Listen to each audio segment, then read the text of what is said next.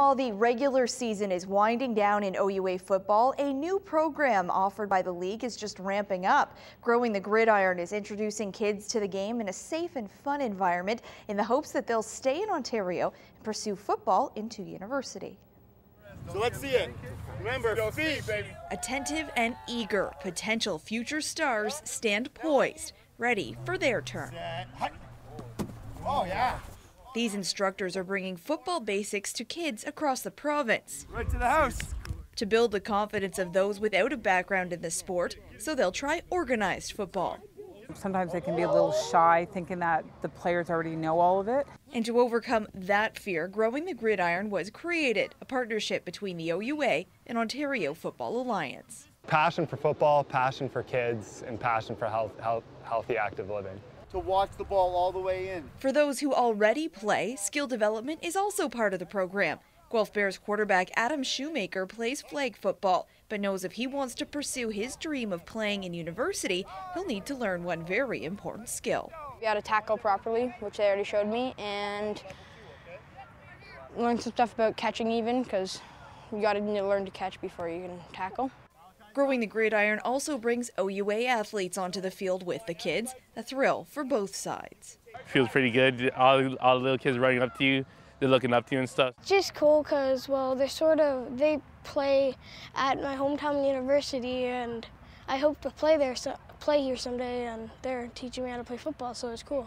The program continues throughout this month. Next stop locally is Laurier this Saturday. For more information, there is a link on our website, kitchener.ctvnews.ca. Halfway into the third period with the game tied at 1. Kelly Grant's power play marker lifts the Kitchener Dutchman over the Elmira Sugar Kings. I don't know how the goalie stopped Clamper's shot, but then I was right there and just got it over as bad. It stands up as the game winner, with Kitchener adding 2 more before the end of the frame. I don't think we came out as well as we would have liked in the second period, and then the third we were a little flat. After allowing 1 goal early in the first, Dutchies netminder Mark Williams played 56 minutes of shutout hockey en route to the win.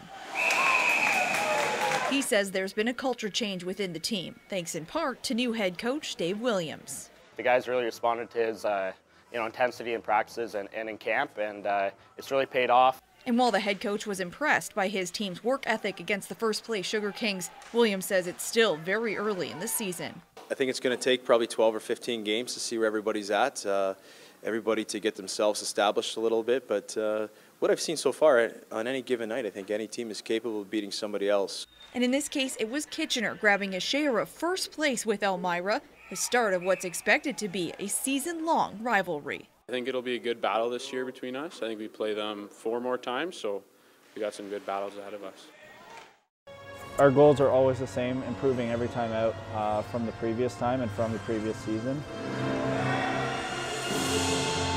Improving might be the goal, but Dylan Moskovich and Kirsten Moore-Towers will have a hard time bettering the result from their first competition of the season.